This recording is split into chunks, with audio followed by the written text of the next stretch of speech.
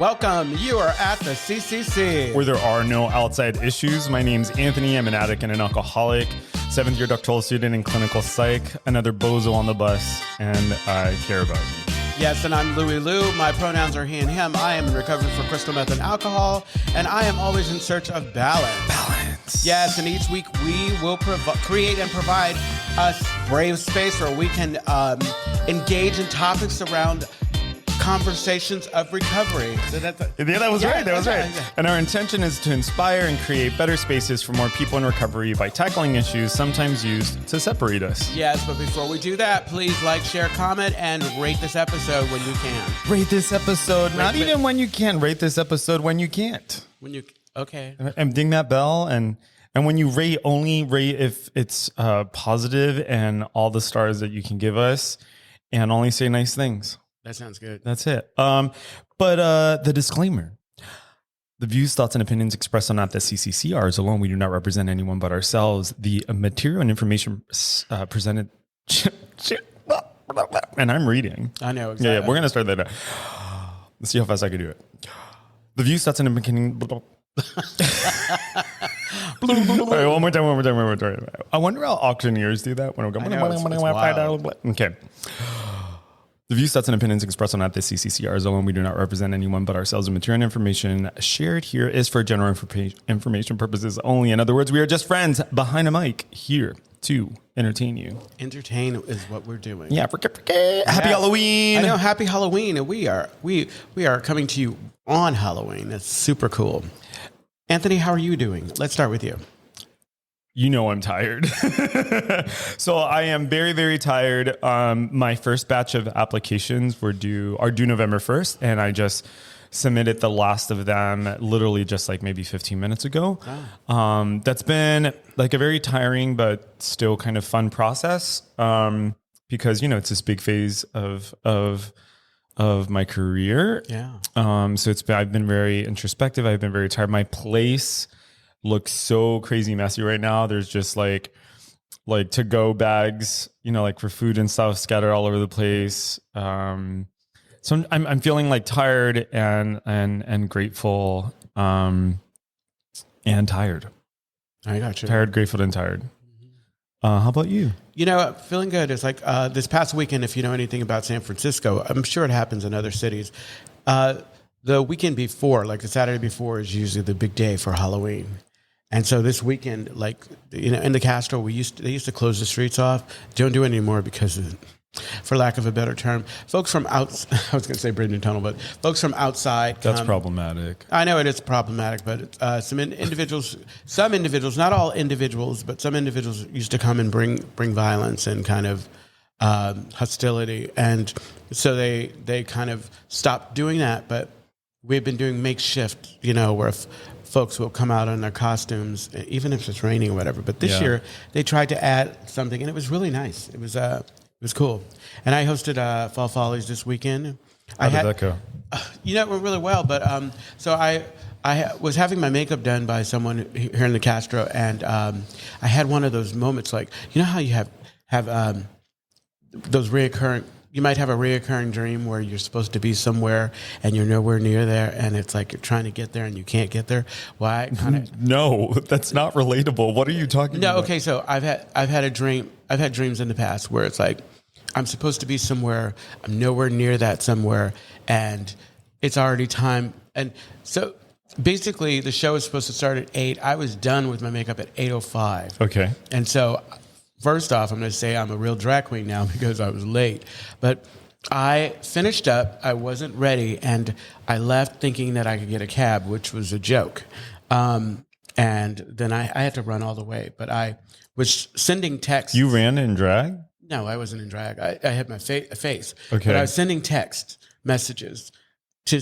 I just wanted someone to respond to say, "Hey, I get it." You know, yeah. No one was responding, and not until the last minute. And like, but when I got there, it was all fine. It was great, and it was a good show. But that dream or that fear is like it pops up, and I don't know. I know it's not always necessarily having to do with that. You know, or maybe I was just feeling like I wasn't in control. The dream? Yeah. That's interesting. Yeah, but to have it kind of occur in real time. Because in real life. I was halfway there and I was looking around and I was thinking, maybe I should just go home. Oh. Yeah, no, that's because I don't like being late. I don't like when people are expecting me. It's like, this just doesn't feel good. Yeah, I get that. Yeah. Yeah, I mean, you value people's time. Yeah, exactly. It's I get it. Like I try to show up, and, and if I'm going to be late, communicate, and that's what I was trying to do. And there wasn't any kind of, and I know folks were busy, and by the time I got there, nobody was thinking about it. It was like the music was really good, like the music they had on before. Folks were festive, and I had enough time to get in a drag. And then you mean everyone wasn't thinking about you? They weren't thinking about me, No. and not the way I was thinking about me, and that fucking pissed me off. No kidding. I went in there and cursed everybody out. How dare you? Yeah. No, and another thing. No, it's fine. It worked itself out beautifully. I'm happy to hear that. Yeah, and I'm also happy to hear that Fluff Ollies continues. Yeah, exactly. It's been going on for so many years. It's not going anywhere. It's not. So you had the idea for today's topic. Do you want to explain it? Well, so we were going to talk about something else, but we decided against it since it's Halloween. And so I was like, trick or treat. Obviously, you start with trick or treat.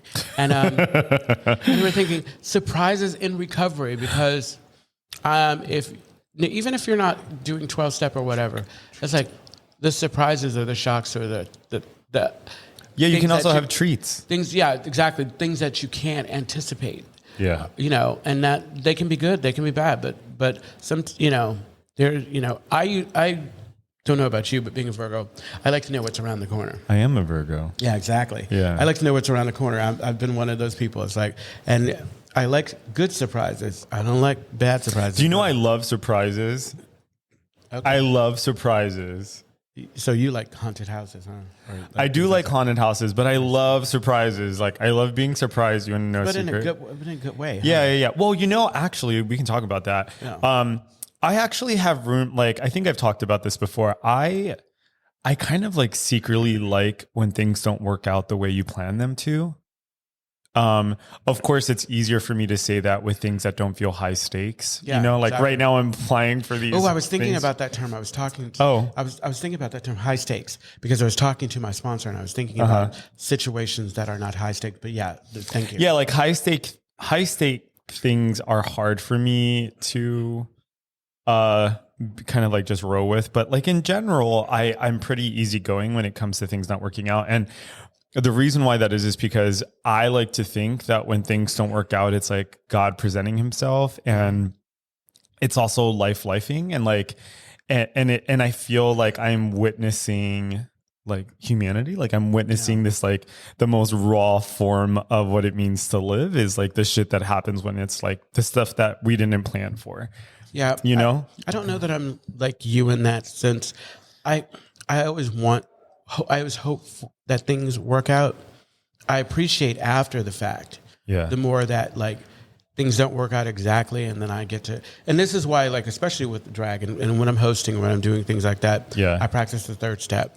Like I put what I put into it, and then I turn it over. Well, can I tell you what it feels like when things don't work out? Like the feeling I get, it to me, it feels like, it feels like God, like it feels like to me is like God is showing himself, and like, so I get kind of giddy when it happens. Like, for example, the last time I remember it happened, like I was at my friend's place, and like she had made this like big deal about having this like movie night, and nothing worked out. And I remember just like sitting there like laughing and thinking to myself like, oh, this is so fun. Like in my mind, I'm like, oh, this is so fun because this means the thing that's supposed to happen is gonna how do I explain this? It's basically, I'm like, something's going to come in lieu of the thing that we thought was supposed to happen. And this thing to me feels so raw. It feels like this is the thing. It's like God shows his hand. And so what ended up happening is we ended up having this like fantastic night where we were just like eating and chatting and stuff like that.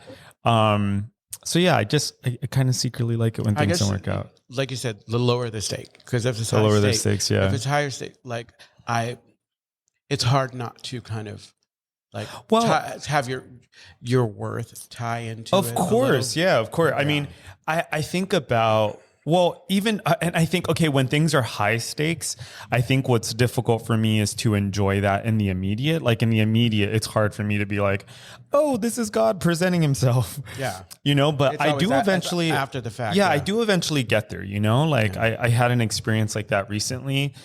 I won't go into detail, but basically I had this moment where I was like, oh shit, like God's plans are always better than mine. And even if it took so many years, like, Yeah. you know, I think we were already talking about today's No, topic. exactly. I was thinking about that. It's like, because that's always a surprise, because I think that, you know how we joke and say it's like addicts and alcoholics don't know the difference between a bad day or the end of the world. Yeah. Like, we had a conversation actually, I think wasn't it the topic, Sunday night, emotional sobriety? Last week? On Sunday. Yeah, It's yeah, emotional yeah. sobriety. And I was thinking about what if I was going to answer that. Emotional sobriety is being okay with the idea that things are not going to be okay, and not feeling like it's the end of the world. It's like emotional sobriety is accepting that, I'm not always going to be happy. I'm not always going to be sad. I just am.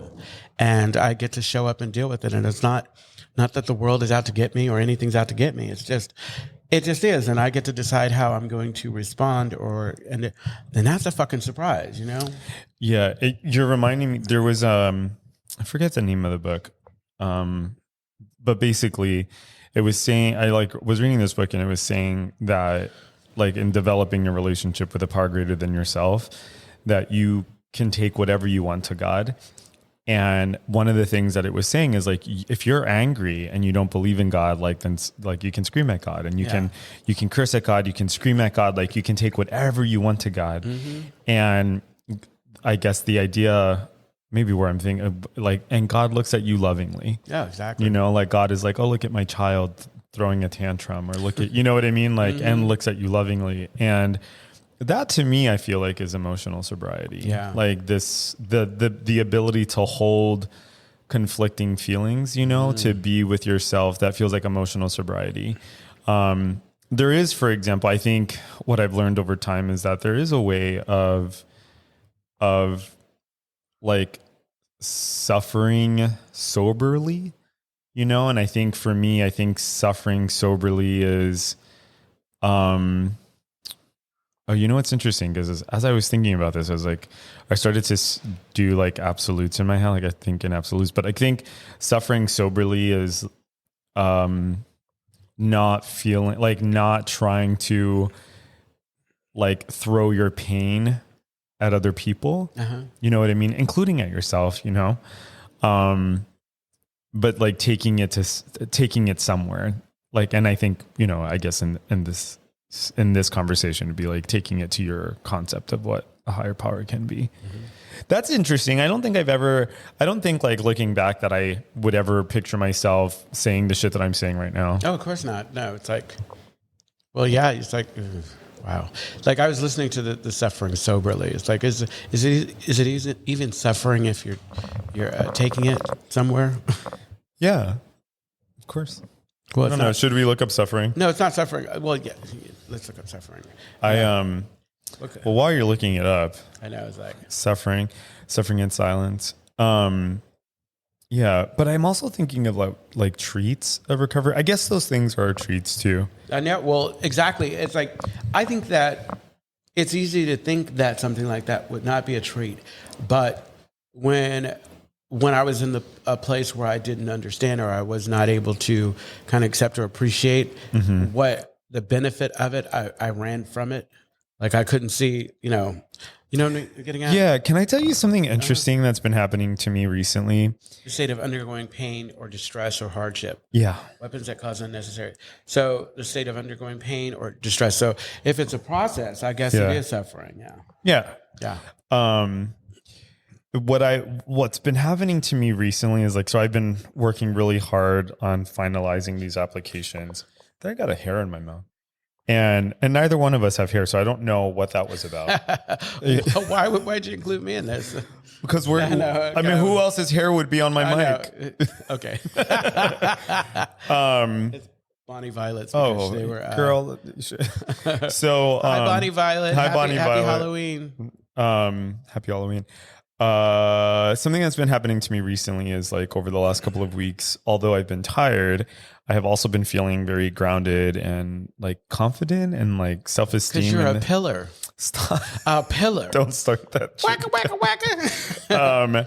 But I've just been feeling really confident and very grateful. And these are like relatively new things for me. Like I've been cultivating these things like self-esteem and confidence, and they've been coming, and whatever. Some days are better than others, but You know what? Okay, so there. You were on a roll today. Okay, so we start this process. I'm gonna write this down before I forget. No, we start this process with recovery, and you know how it seems like it takes forever to get to a good place with it, but I think that it's working, it's magic, it's doing what it needs to do, and when we start to feel it, that's the point when it comes to fruition. Yeah, we start to like, it's like, so you say it's.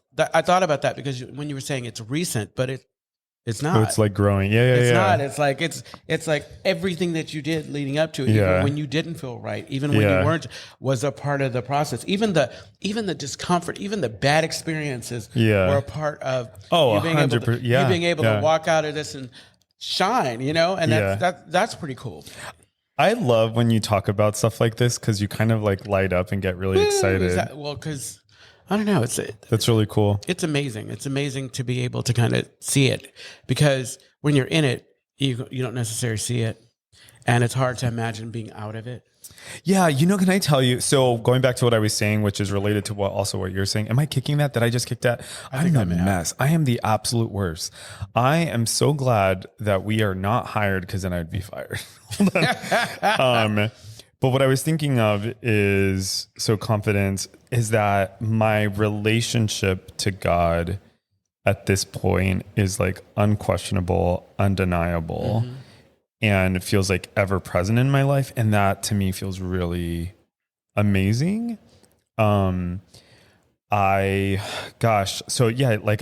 what's interesting is that, and perhaps like not surprising to you, is that it's come because I think I really have just been focused on like the next right thing. And I have also stopped fighting. Like I'm not fighting as much. I mean, I'm human, so I'm going to have feelings, absolutely. Which or knowing when to fight, because if we were fighting all the time and being defiant and always challenging everything instead of just kind of sitting back, listening, taking it in, and I think. Oh, yeah. The other thing I've been noticing, also, if folks are listening in, we love to hear about your tricks and treats. Absolutely. And something that we didn't talk about last week that I feel like we need to talk about. What? Last week was our 100th episode. That's right. Or 101. 101. Brandon, which was it? It's 100. Today is 101. Today is 101. So that was we had like a pre-episode, just to kind of test the waters. It was like kind of our training wheel episode, but it was our 100 episode. So we're in syndication. Oh my God, this is amazing. That's so cool. Yeah, it is. I think, I keep getting hair in my mouth. I've just remembered that we had a bunch of drag queens. We like let the drag queens borrow our mics. Is it like black and coarse? That would be my beard. No. My beard is black and coarse. I know what you're implying. I know. I don't know what, unless people have learned how to make the genitals talk, I don't see why that would be on the mic. No, I'm talking about it. It's probably been there from before. Okay. we're like loaning our mics to some studio. But I've been thinking about like mindfulness, like mindfulness practices, and it's just been really wild. I mean, like recovery has just been really wild recently. I was talking to my sponsor yesterday, who I absolutely love, Krylon. Shout out to Krylon. Hey, Krylon. Yeah, I was talking to her yesterday. Wasn't it yesterday? A little bit, and it was just so funny because we were talking, and like she does not mince words, and I was like saying something and she went right to the point and I just started laughing and I was like, you're so annoying. I love her for that. Okay, so we're on the right path, but we're here, there, we jump back. I'm doing whatever I want right now. I know, exactly. Speaking of sponsors, like, I love those times, and this is interesting. I love those times when I get agitated because my sponsor will say something or call me out on something or whatever, or word it in a way that really kind of exposes me. And it's like, and I'll get annoyed, but underneath it, I'm like, yeah, this is exactly why I chose this person. Yeah. Yeah, and I those are those moments of reaffirming, like, okay, yeah, this is exactly where this is the relationship I'm supposed to be in. I don't know why this is reminding me of this, but I tell you about the conversation I had with my Al-Anon sponsor, and my Al-Anon sponsor was saying, she goes, your sponsees don't have what you want; you have what they want. Mm-hmm. Do you remember that? I don't remember that. I know you taught your Al-Anon sponsor was probably in a very thoughtful way, asking if you wanted to kind of renew. Oh yeah, that was part of not the same conversation, okay, yeah. But okay. Yeah. I pay attention. So what? No, I pay attention. I know you do. I know you pay attention. I'm like an elephant. So trick or treat. I don't know if that's a true thing. Like, not that you're not an elephant. That you don't think like that you remember. Do elephants really remember things? Like, do they? Can we Google that too? Brandon is saying yes, because apparently he's a zoologist. Okay, so what I will say is I remember the things. He is an elephanologist. I remember the things that I value. I remember a lot of things. A lot of times what will happen is like I will, something maybe like in the parking lot. Yeah. And it'll come up at just like the right time or whatever. It's like, yeah, I got that. But yeah, I remember conversations. I know you do. Yeah. So what? You were. No, trick or treat. Yeah, so trick or treat. So I thought trick or treat. Can I just share something about Halloween? Yes, please. Okay, so when I was a kid, I was obsessed with vampires, and for years, all throughout middle school, I dressed like a vampire. I think there may have been like one for Halloween or every day. I mean, you need to.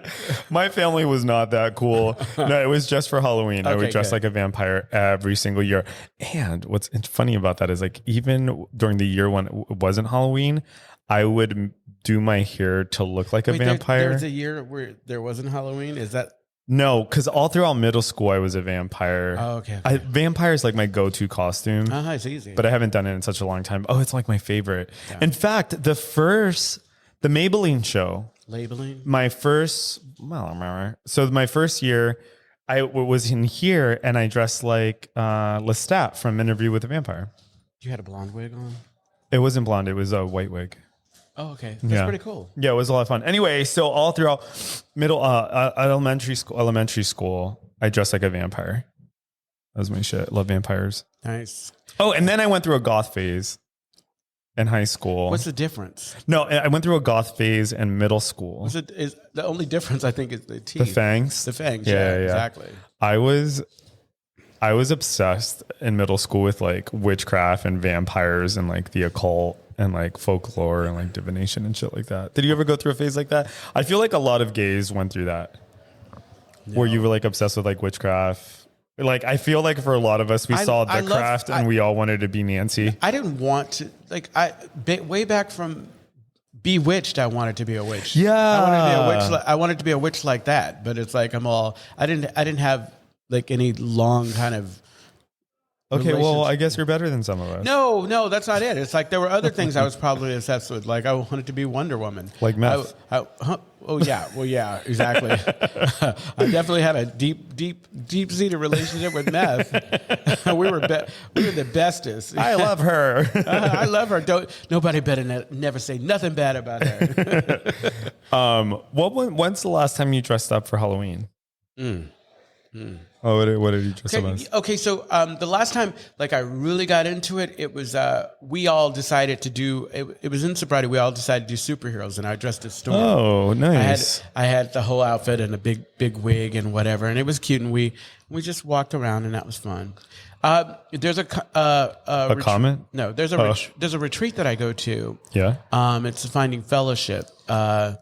It's up north in the woods at Camp Meeker, St. Dorothy's Camp Meeker, and it used to be around Halloween all the time, and so we were able to go and we'd have a big costume party. Oh, how fun! And so I would.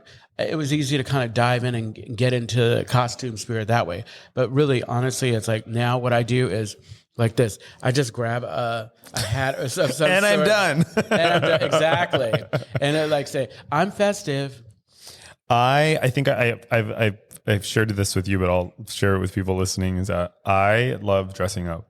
Like I love dressing up like characters. Like I've been like that ever since I was a kid. Like I love working with prosthetics, like making prosthetics.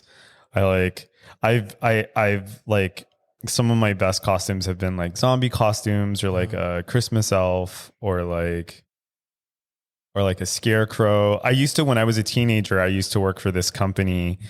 It was called Quite a Character Entertainment. And I would dress up like these different things. So like I would dress up like Elmo and go to a party, or I'd dress up like, or I would do magic tricks at kids' parties, or I would do like balloon animals. Wait, can we go back to the magic tricks? Yeah, I would do magic tricks. Like actual magic tricks? Yeah, I did like magic tricks and balloon animals, and like it was. I eventually had to stop doing that job. It was really taxing. Well, because I was working with like families that could afford to, and that was just a lot. Oh, okay. Yeah. That's hilarious. I did not know that. So that's the, instead of being a clown or a magician, you could just be a vampire who does magic at this party. That would be cool. I just love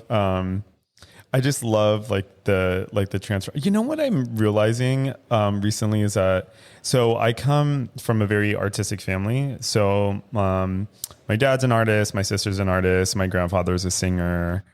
One of my cousins is a professional dancer. So there's like, I come from like a lot of art. And what I'm realizing is that I really miss it. Like I miss the creative process. Like I miss. That's why you have such disdain for creatives, huh? That's not true. I don't have disdain. I've noticed that every single time we've had this conversation, you increasingly turn up the volume on my dislike. And it's not even dislike. What I said is that I find it hard to work with creatives because they're scattered. Okay. Yeah, that's exactly what you said. But yeah. I mean, it's like I was... You were being a troublemaker. Pretty much. That's what you were doing. Yeah. So trick or treat. Okay, so I'm having a meta experience right now. So I think the other thing that's been really cool, or like one of the surprises for me in recovery, is that I feel like I'm more myself than I ever was in my life. Well, first off, to be kind of like hokey, I feel like I've finally have discovered who I am in this way. And maybe part of that is just like acceptance of who I am rather than like trying not to do things. Like, okay, I overheard someone sponsoring someone today. And one of the things he was saying, I wonder how much of that I could repeat. I mean, it could literally have been a conversation about anyone. Yeah, I don't know. Brandon, what do you think? Okay, so should I not say anything? Okay, well, basically, so this feels very unique to San Francisco. No one's going to know. Okay. Yeah, exactly. No one's going to know. Okay. So this was the conversation. So apparently the sponsee like identifies as a daddy. Okay. He identifies as a daddy. And they were talking about fourth step. And apparently there were these resentments that were related to his, being in this role. And so the sponsor was saying to him, like, oh, you mean to tell me that like you were fulfilling this role and you had all these preconceived ideas of what people want from you or what they expect from you, and they led to like these like maybe like unfavorable things, right? And he said, it might be just easier for you to be yourself. Wow. And to me, I was sitting there. I told Brandon, I was like, sometimes I'm at the club and I feel like I'm getting like secondhand sponsorship because I was like listening to this. And that's my. Let me finish my thought. Okay. You've interrupted me 3 times already. Have I? While you were saying this? Have I really interrupted you? Okay. I love you so much. You're like, while I was. Go ahead. So, okay, let me get it together. So, he okay. I'm coming back. I'm here. So he was saying, it's easier to just be yourself. It's easier to just be vulnerable and say what's coming up for you. And I was like, oh man, like I can relate to that, because basically, like, to me, when I heard that, it reminded me a lot of how it says in the big book, if we cease fighting everyone and everything, including alcohol. And so I was like, yeah, we like, when I've in a way, I almost feel like sobriety hasn't necessarily beaten me down. I don't know what it is. There is this kind of like taming, but it's like a good taming. It's like the kind of surrender that actually gives you freedom.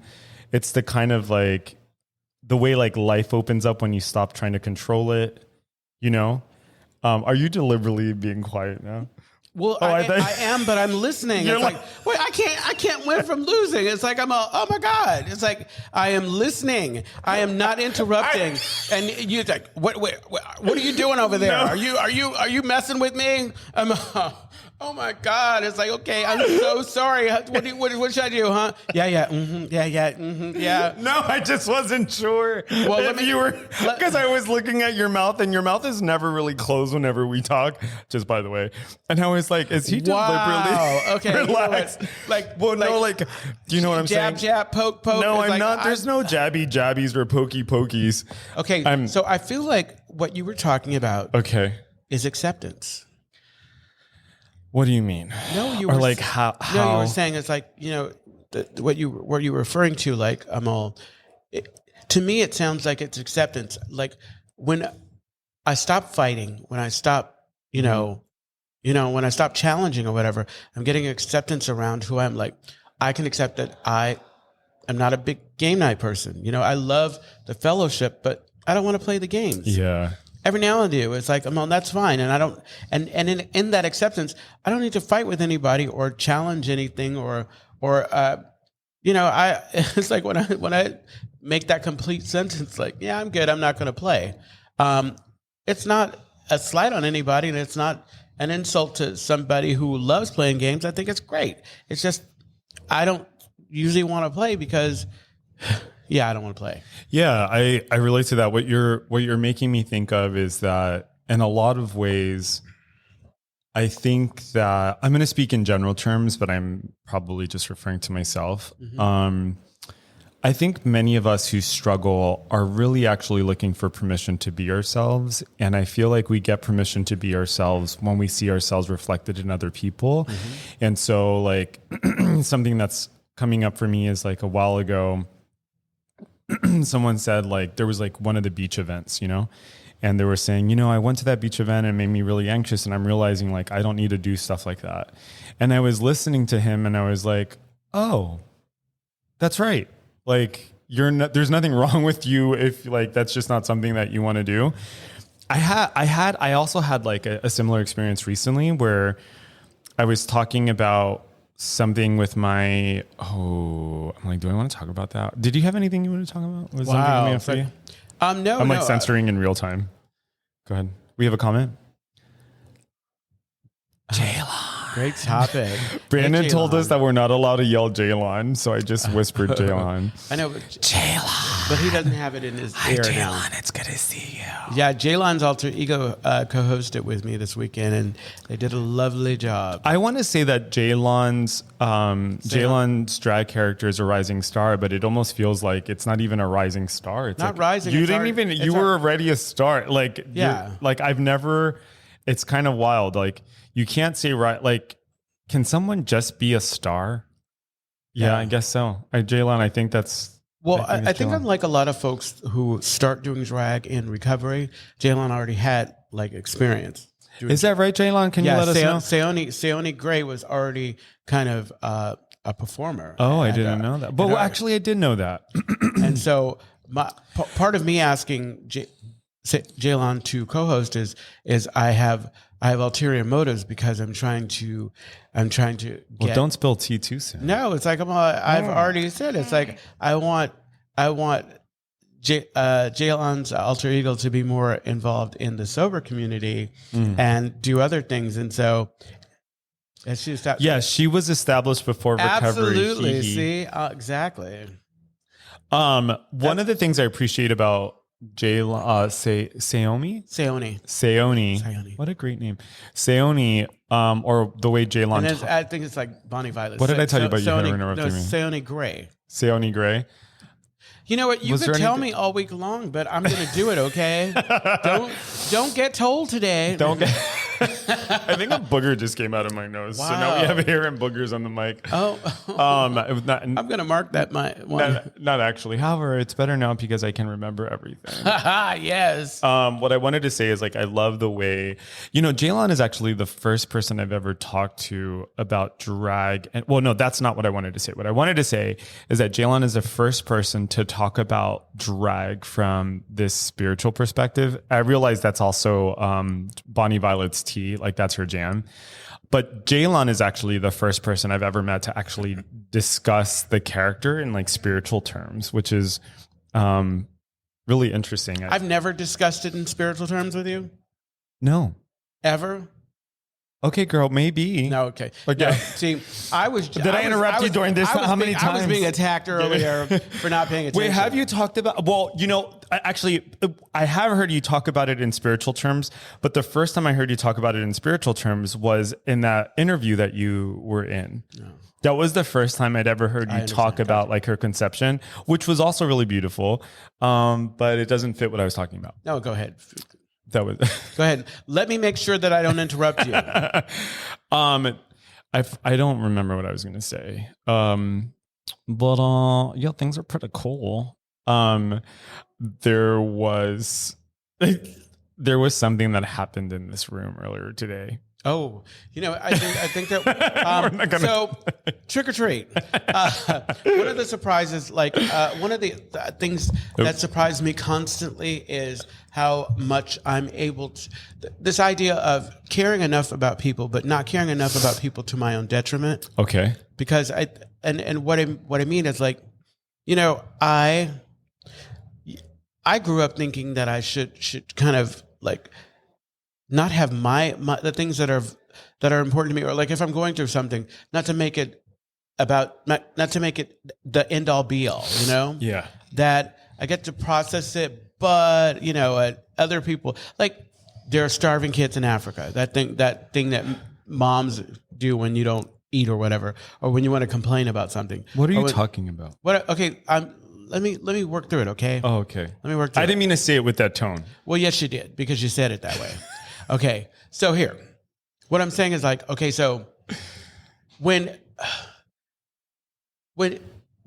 something is of value to you, okay, something is important to you, and you're not in a place to kind of express it in a way that you need to or whatever, and then you got somebody who shuts you down because they don't want, I'm stumbling through this, but that's okay. Stumble. Yeah. I care about people now, but I will not care about them to my detriment. Meaning, like, I used to hang out with people who like only wanted to do things they wanted to do, and so I didn't think about like the things I like to do. Like, how you like going to escape rooms, but what if you're hanging out with people who you care about who think that's stupid, and so they never want to take into consideration anything you do, But now it's like I do to a limit. I look out and I care about people, but I care about me. Yeah. And maybe more sometimes. I have to. That's interesting. What that brings up for me is I'm just thinking about how, sometimes I do things like a labor of love. Sometimes I do things that I don't necessarily want to do. Although, okay. Like, I think there's some things that I do because I know it's making someone happy. Like, it isn't necessarily something that I want to do. Absolutely. But it feels good to know that I'm doing something that makes someone happy. And that to me is enough, Mm-hmm.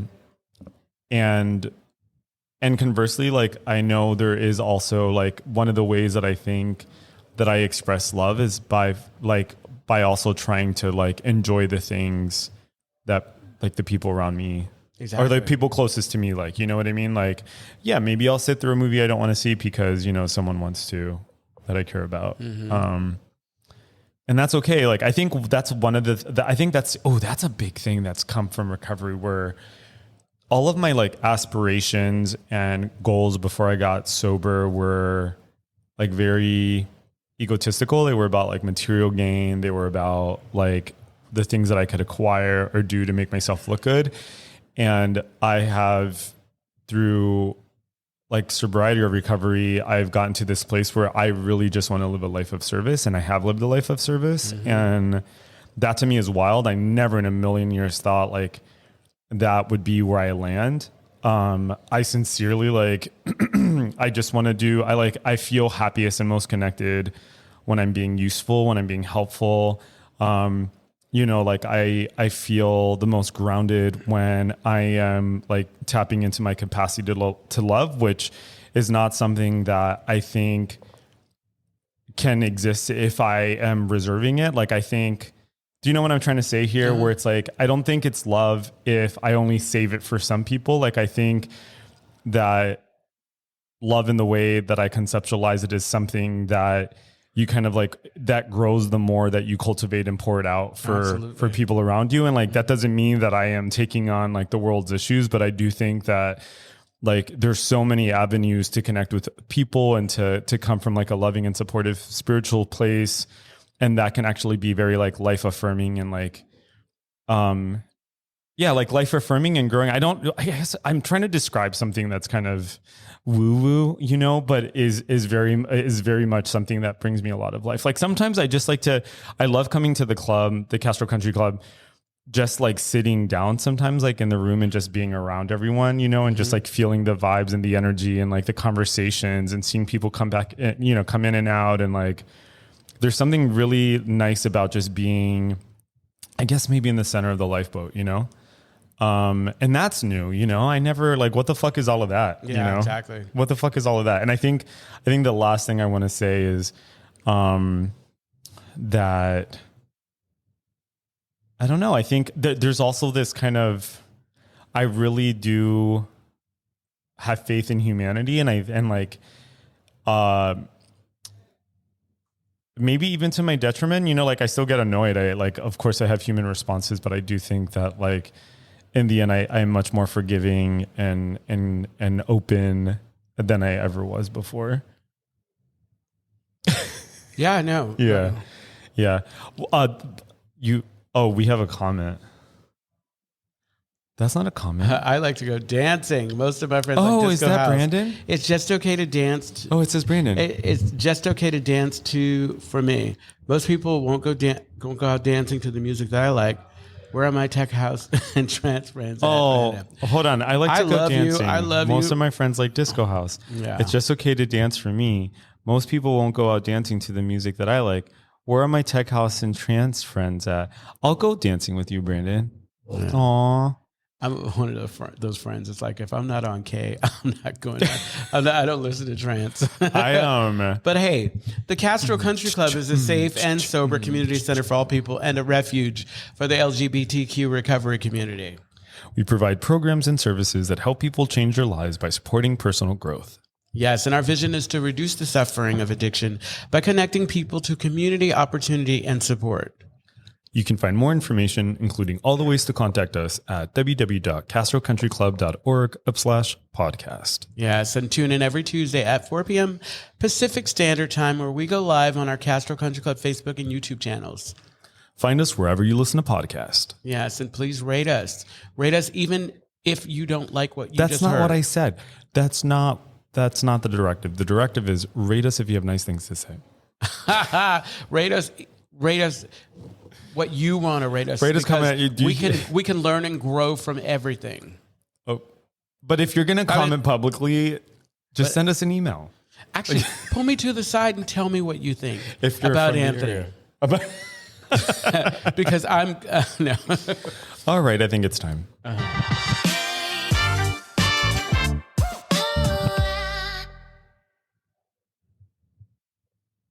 Hey. Oh, there's an echo. I know. There was an echo. Hey, Brandon, can you turn the lights off? Turn off the lights. I think that's a David Guetta song or like mix.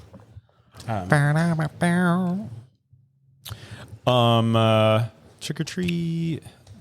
So you're just going? You don't have any Halloween plans? No, not at all. I'm going to go to the BIPOC meeting tonight, and maybe something will unfold. You know? I see. Yeah. I mean, I think that I'm going to take a little extra time to clean my place and do some laundry and put away the drag that because that's the problem. It's like, you know how you're saying your apartment's a mess. It usually takes me a little while to kind of replace and put drag stuff back after I've been. Yeah, it's almost like coming back from vacation. Exactly. Except your vacation is like an entire personality. There's a wig on my stove. Oh my God. I know, exactly. Yeah. Oh, you know what Benji sometimes does is like, sometimes I'll go to his place. Say his name. I know I did. I just said his name. But there was like this one time I was over at his place and he had just like casually put mail down on the stove. And I'm like, what the fuck are you doing? Start a fire. Just start a fire, just like casually on the pilot. Well, it's like in Sex and the City house. I keep shoes in my stove and keep shoes and things in the oven. It's like I don't cook like that. I don't. Oh gosh. And it's a new oven. Look, did I tell you? When I first moved there, I thought, okay, I'm going to turn it on and maybe make something. And I turned it on, and it smoked. And somebody told me, like a friend of mine in the program, and I feel really good. Like, so with a new oven, it's almost like seasoning a pan. You turn it on, it's going to smoke a little. It's going to smoke because I went and I checked and make sure that all the paper and things, and I freaked out. And you never turned it on since? I hadn't touched it for 2 years. Wow. I am not going to be responsible for burning that building down. Do you cook? Like, do you ever cook? Can you cook? I can cook. I can cook if I have the patience. I will usually, there's certain things that I really enjoy. Like, this is so bad. I will chop onion and potato and make like a skillet stir or whatever. That's what I've been doing lately. I throw some turkey in there and cheese and other stuff. But honestly, it's like I can cook. I just I'm only cooking. I'm only preparing things for myself, so I'm always going to go with like the easy route. To cook, I can't be bothered at this point in my life. I'm like way too tired. At the beginning of the shelter in place, I was. Of course, we were all chefing it up. Preparing vegan, all these vegan options and vegetarian. I was giving it to you, and then I was exposed to DoorDash, and I said, Yeah, I feel that. I'm excited. I'm gonna play this game later. It's a role-playing game.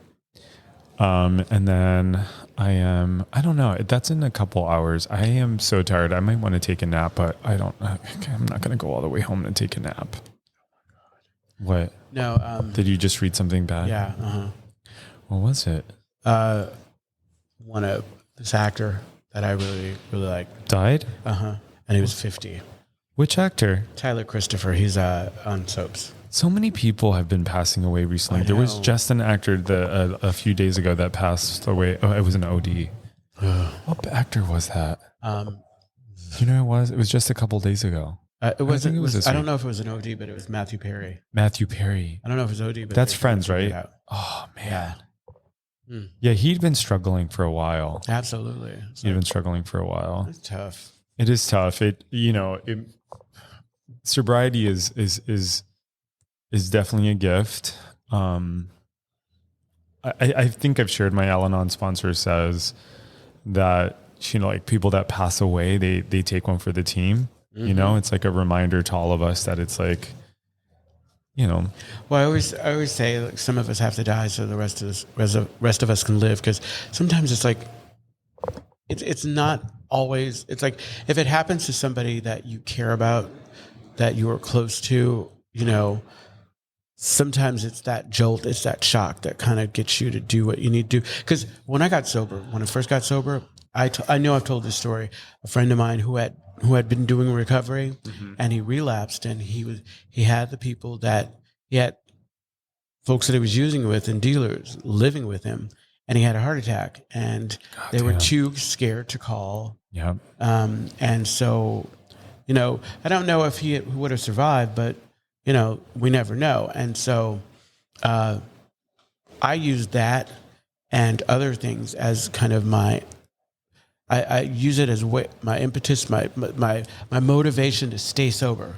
It's like I'm going to honor myself, and I'm going to honor these folks who kind of went before me and kind of showed me through their choices. That what I'm doing right now is the right thing.